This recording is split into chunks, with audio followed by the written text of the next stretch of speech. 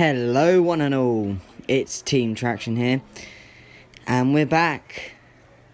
Season 2 has officially begun, and we're kicking it off with something big. It's of course the National Railway Museum York. So without further ado, just sit back, relax and enjoy the show. The National Railway Museum was opened in 1975 and is situated on an old British Rail workshop in York. The collection currently stands at over 100 locomotives and 300 items of rolling stock. The first engine we see is LBSCR-B1 number 214 Gladstone. This engine was designed by William Stroudley and was the last passenger express designed by himself. This is the man responsible for the famous Terrier design. Here we get a nice view of Gladstone's cab. Here we see a Midland Railway number 115 class. This was built in the Derby Works and is numbered 673. It's a 442 design, meaning she is a single, and you were allowed to walk across a plate of the cab. So you get a look and see all the controls up close and personal.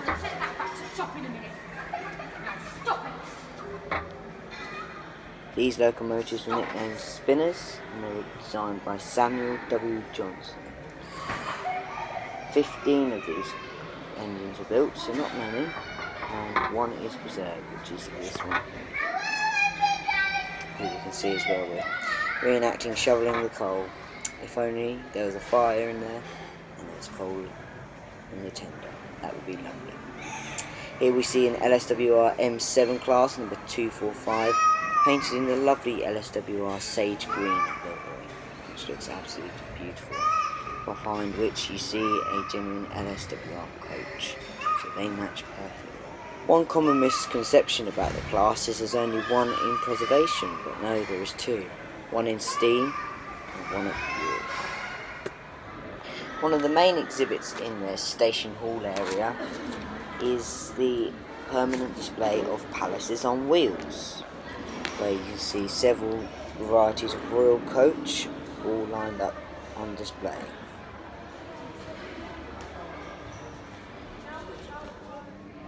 And here we see class 87, number 87001.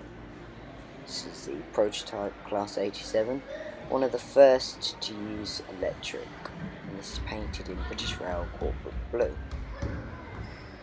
And here we see a very early shunter, an LMS shunter number 7050.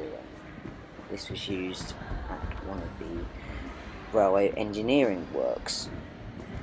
Coming down this row and we see lots of items of rolling stock, including wagons, vans, flats, cars, from all different pre-grouping areas, a Pullman dining carriage in BR blue and grey livery, a Scamel Scarab, a fish van, a banana van, and so much more.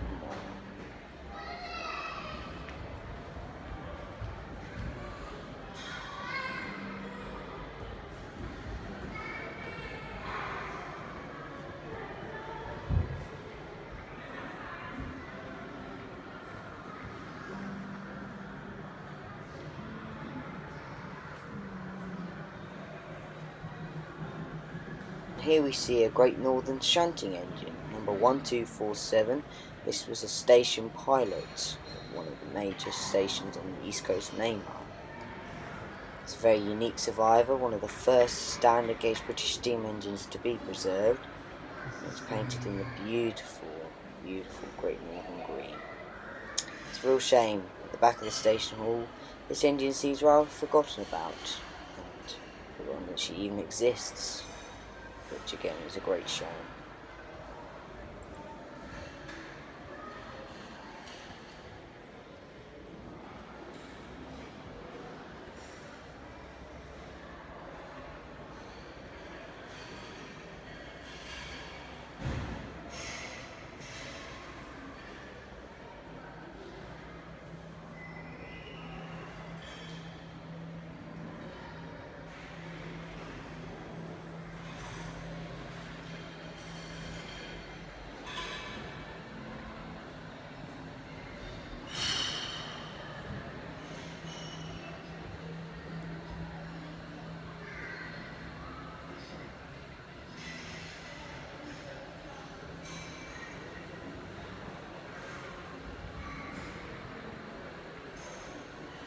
nearing the end of the walk now. We see a brake van, some more wagons, and the LSWR M7 from the other side. There's truly a lot of beautiful pieces of rolling stock and engines on display here. Right, time to go outside. Here we are on the miniature railway. This is a 7¼ inch railway that goes outside down the gardens and back workshops and up in NRM. Here we see a first generation EMD. Exciting. Then we come around past some ponds. All the nature animals and plants. And go around railway. So without further ado, to it.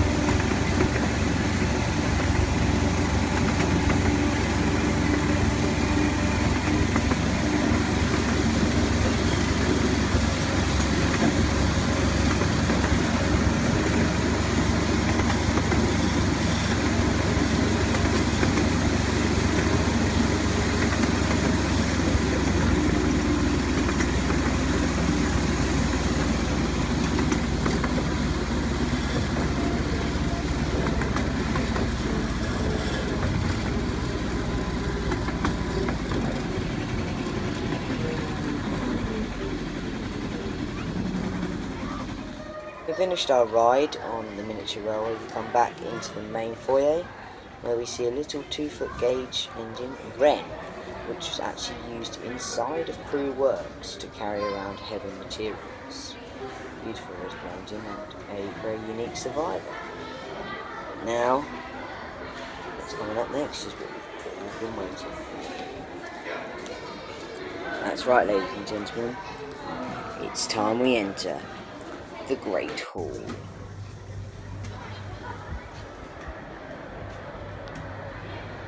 Absolutely incredible. Instantly, as soon as we get in, we are bombarded with locomotives. Here at the front we see a Eurostar, a Class 26 Woodhead Electric, a Japanese Shinkansen train, which was donated by the Japanese government. So it's one of the few items of stock that isn't British. We see the front of a 800 IEP and a iconic Class 43 HST.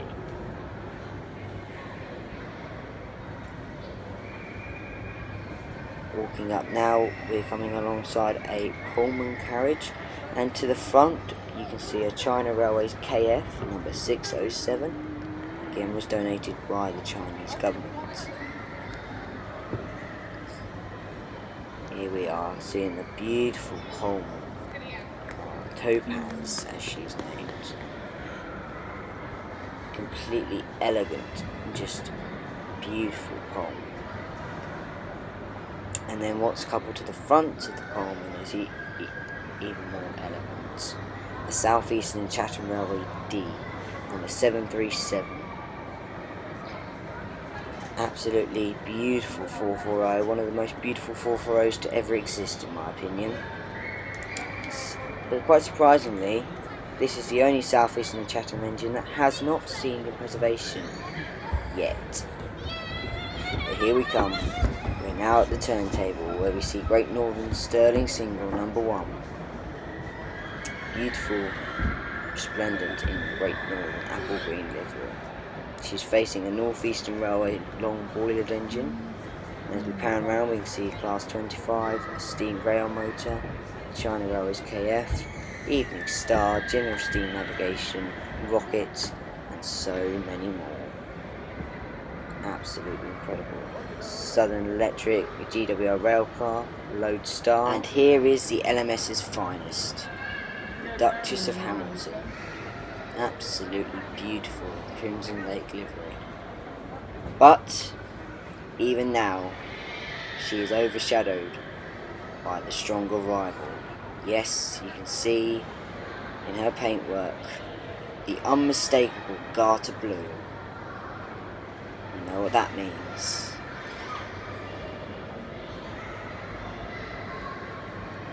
That's right. LNER, London and North Eastern Railway, 4468 Mallard, the fastest engine in the world. As you can see there, on 3rd of July 1938, Mallard broke the world steam speed record, which has not been broken to this day. Absolutely amazing engine. Beautiful curves, shiny garter blue livery, and there's the plaque itself. LNER, on 3rd of July 1938, this locomotive attained a world speed record for steam traction of 126 miles per hour. Amazing. Absolutely incredible. It's such a shame she's not in steam, but it doesn't detract from how amazing she is. Incredible. Now we stand on top of the footbridge and we try and get a sense of what it would be like to see her flying over the footbridge. If only one day. Here we see 4003 Lodestar, but from a different angle. Yes, thanks to inspection pits, we can go underneath the locomotives and see the inner workings of it. First we start under the tender. You see the 6 tender wheels, tender scoop, and the brake rigging, amongst other things. And as we come, we see the connection between the loco and tender. Keep walking and you can see the axle boxes, the wheels, ash pans, and here is the inside motion. all painted in bright red, because all Great Western engines, or most, were inside motion. And then we come to the front springs with the front bogie, and then out the other side. Turning around now, and we come up next to 4003 from the front. And like I say, it's an angle you don't normally get to see, which is quite unique.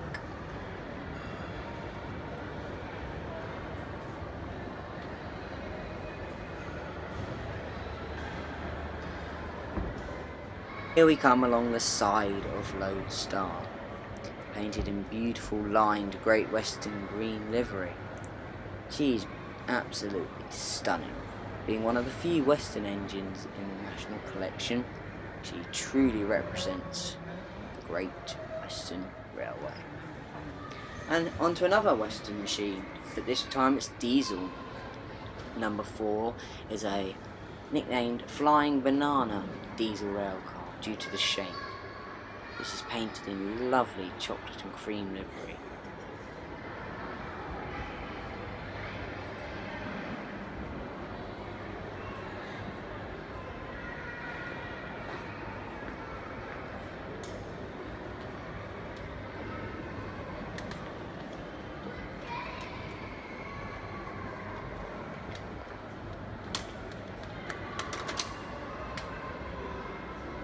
As we come along the other side of the GWR railcar, we get a brief glimpse of the Southern EMU, and then on the turntable it's of course the Great Northern Sterling single.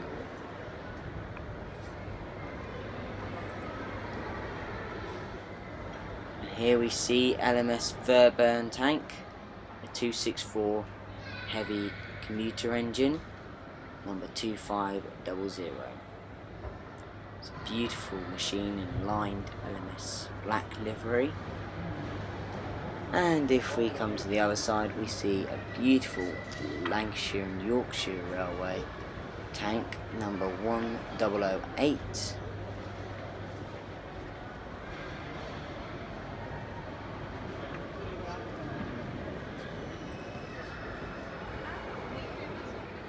And last but not least, we see North Eastern Railway X1 422 Aerolite, number 66. She is painted in North Eastern apple green livery. Now at the National Railway Museum, for a brief time, there was a whole section on ambulance trains, ambulance coaches. A purpose-built exhibition, with the pride of place being a replica ambulance train car, number 24. But first on the walls we see hundreds of artefacts and memorabilia, all to do with ambulance trains and their coaches. These were used in both World Wars to transfer troops from the home county to the sea, ready to be shipped to Central Europe, and then wounded soldiers came back via these trains all the way from Central Europe back to the ports of Southampton, and then these coaches would take them to hospitals and to home. Here we see the replica setting of how these trains would have looked, with beds and projections of people inside them. Was just like a cattle truck and mewing cattle. They were yelling and shouting. May they rest in peace. That was very distressing. And here is my absolute favourite engine of the National Collection, that is a Southern Railway Q1060, number C1.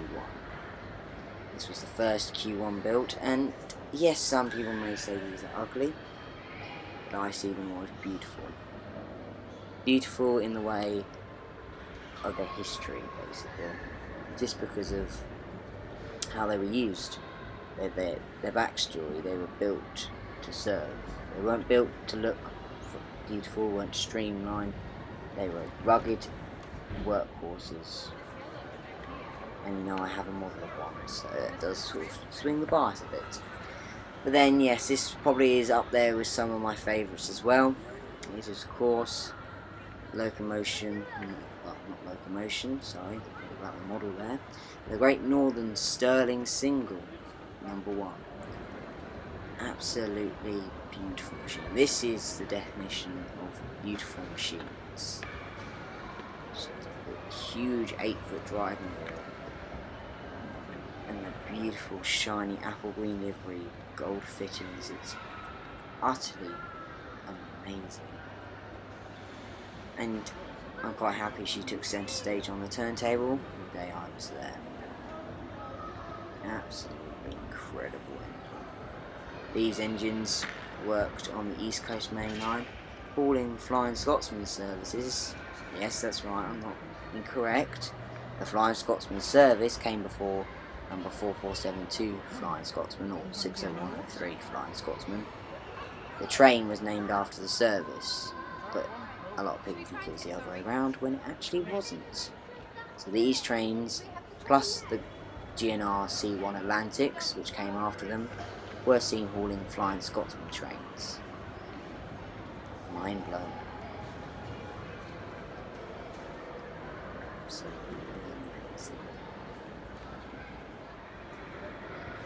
From one of the most elegant to one of the most historically important engines, it's of course Rocket, with its signature Liverpool and Manchester coaches.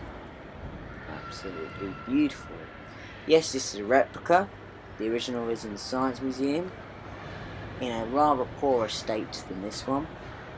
However, seeing one as it would have been in its heyday, beautiful shiny paint, is just something to behold. As we come on the other side now, we see Rocket in all her glory. The 022 wheel arrangement may seem very tiny for this day and age, but it was a big achievement back then. And now we move on to one of the weirdest engines in the National Collection. It's a full engine, but as you can see, it's been sort of cut in half. This is General Steam Navigation, a West Country / Battle of Britain class of engine that has literally been sawed in half to show how an engine actually would look on the inside. Yes, it's a bit more colourful than it would be in real life, but it's just to show people. But I think it's quite incredible how they've done this, and it's a real insight into how a steam engine works. And now we're on the last steam engine. This engine emerged from Swindon Works in 1960. It's of course 92220 220 Evening Star. Absolutely amazing. One of the largest locomotives built in Britain. And there we go. March 1960 from Swindon. That's the reason she was painted in the British Rail green livery, because she was a special engine. It still remains so to this day. So we've seen the first, now we've seen the last. And now something a bit more peculiar. It's the, as in it named, the Chinese engine. But it does have a power number, it does have a classification. But it is just huge compared to some of the engines. Here we're walking alongside it next to the steam rail motor, and you can just see the sheer scale of it. It's absolutely incredible. It's a 484 if I'm not mistaken, and it's what they call the KF class. It's numbered 607. And now we come on to the workshops. Here we see a replica rocket and a Class 52 warship diesel called Western Enterprise. And also we see the full tender and half a body of number 6007, Sir Nigel Bresley, which is another A4, same as 4468 Mallard. So she is undergoing overhaul, and at the time we speak is nearing the end of it. These shots were taken in August 2016, so it should be nearly done now.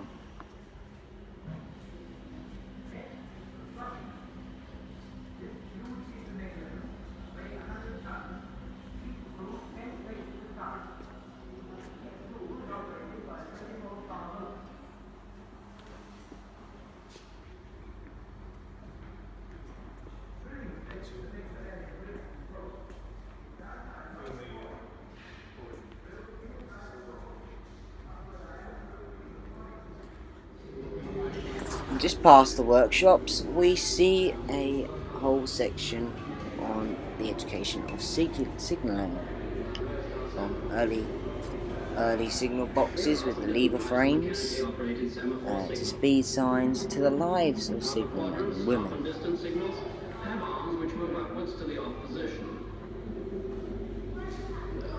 Also, if we come right to the end, we can see the main line. The East Coast Main Line from London to York. We see the live map, some of the trains, see a live departure board as well, so you can do a bit of train spotting while you're at the National Rail Museum. There's even an outside balcony.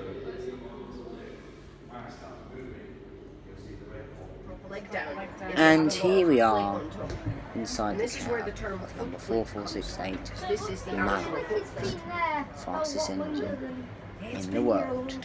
I was lucky enough to even get a talk of how it works. So enjoy. And the plate. Alrighty. So these are all of the controls on Mallard. The driver sits on the left-hand side facing forwards. We have a little driver here today. This control in the corner is your brake. The big one is your regulator, which is the accelerator for a steam engine. Your whistle is just the lever down here. Sadly, obviously, it doesn't work anymore. This is your reverser, so this is your backwards and forwards, and it's also a gear system for a steam engine. Down here we have some sanders. Mallard has two different types, one that's gravity fed and one that I think uses steam. In the middle we have all of our various controls for water. So the glass gauges above my head show you that the water is at a safe level in the boiler. And these red controls are the injectors that bring the water in from the tender to the boiler, okay? And then on this side you have, of course, another lever for the whistle, another regulator, and then we've got lots of pressure gauges on both sides. On the left you have one for your brakes, then you have this one for the steam chest, which is just the pressure of the steam that goes in the cylinders, the one that you're actually kind of using. If we look on your right hand side, this is the main boiler pressure gauge, so Mallard would have operated at around 240 to 250 pounds per square inch of pressure. And then we have this bit down here, which is the heating for the carriages. So that just shows you that all of the pipes that have steam in them to heat up all your passengers don't have too much pressure in them, because that wouldn't be fun for anybody. Up top, you have your small valves there. These are your manifold isolation valves, and they control basically the steam that gets put into the various controls. If you see, there's a pipe from each one of these little valves to another control. So by using these you can shut down the steam supply into the controls when you're cleaning the engine or if any of the pipes have a leak. And then we have this control here, which is the blower, which is for your fire. So this gives you a bit more air, a bit more draw for the fire, if you want that to happen. And of course behind me you have the firebox. So there you are. That's pretty much all of Mallard. You're welcome. So after that lovely cab tour, we get to see a turntable demonstration of Great Northern Sterling number 1 being turned. Now, very sadly, I didn't get any footage of this. I tried to film it, but my camera cut out as the turntable was going around, so I missed the entire turn. Got a little bit of the talks, but very, very hard to make out, so there's no point in trying. Like, even and I can't make out what he was saying, even when I was there, but especially which is a shame. But oh well, we still get to see all the crowds of people still get to see.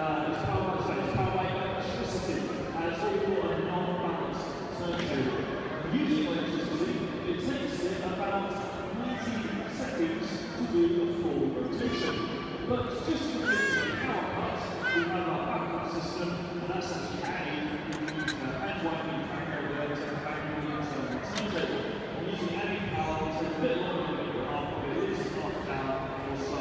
It's pretty hard work. But not all turntables were as sophisticated as this, quite large. The most common type of the balance tables, they were up to 60 feet long, and that suggests a bit like seesaws that can basically spin around. So you try and do onto the little points, so it's balanced, through pop off, and spin around by hand. Sounds pretty tough. Actually, they went around pretty easily, so easy to find something outside got blown around by the wind. And most of the brakes, it wasn't moving that was difficult, it was actually stopping. But why do they need these turntables? Well, one reason is in that today, storage, which we will not ranges. So when you get the even start track 24, what I do is just simply turn the turntable to the right track, drive the even start on, turn it around, move it around the shed, pull it over inspection, which do servicing maintenance, and whatever, and then of course, turn it to the right tracks, so that's the main line is very work.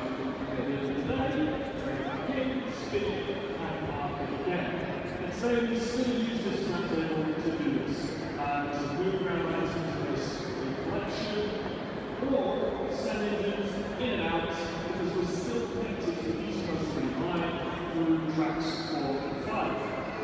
But the most common reason for turntables are just to turn the locomotive around, so they can always be driven forwards. So chimney first, we were talking about the steam engine out this one behind me. That's not because this engine can't go backwards. Of course it can, and it's very happy to do so. But the current can, they won't be. These engines go backwards because of a lack of turntable at the end of the line. But now the drivers and controls will be behind them. They can turn around to drive the engine, turn it back again to see where they're going, turn around to drive the engine, and so on. Much more awkward. And to make it even worse, now they're on the wrong side of the cab to see the signal properly, and they have a tender to look around as well. And to make that even more worse, well, now you've lost protections on your roadway too. So if you're going 60 miles an hour on this engine here with no protection, you're going to be pretty good. That's it. That's what I got on my day at National Rail Museum. Now again, I wish could have recorded more, but I'd have the constant issue of storage. But from what I did get, I enjoyed it. It was a lovely day out. If you haven't been, I highly recommend it. So the last shot is just a quick pass of the Woodhead Electric. So I'll see you all in the next video. You've just been watching TeamTraction. If you liked the video, be sure to subscribe. Also check out our other videos. Thanks for watching. Bye for now.